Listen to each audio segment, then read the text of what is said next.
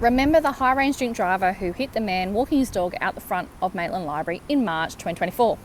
Well, the driver was sentenced here at Maitland Local Court in September 2024. I was observing from the courtroom gallery during the sentencing, and I walked away having no idea how I'm going to tell this story. I talk about cases from my local area here in Maitland to contribute to the conversation about the law in New South Wales. And talking about stuff that happens inside the courtroom can assist in deterring the rest of us who are outside the court from offending. Well, that's the idea. However, this is where I get a bit stuck. At sentencing, we in the gallery generally hear sentencing considerations that are all about the defendant. It's pretty standard.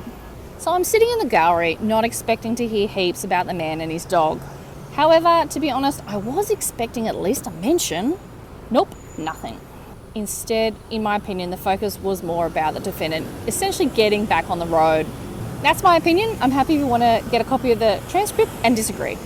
Maybe this is where the journalists do a better job at telling the story than me.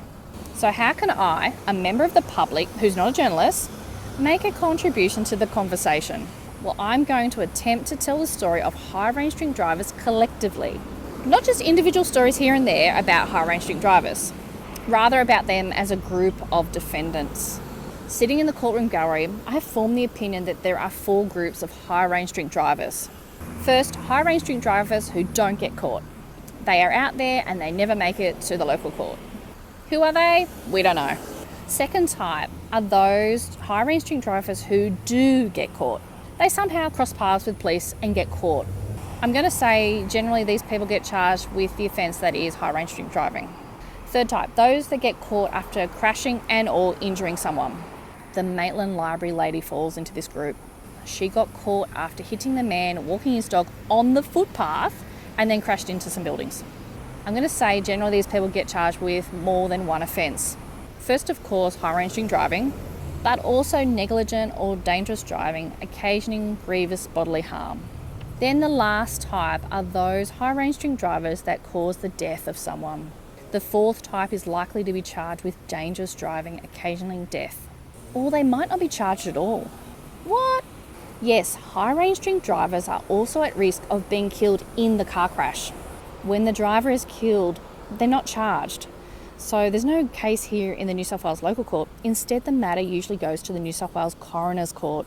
According to statistics, about 20% of fatal car crashes in New South Wales have alcohol as a factor.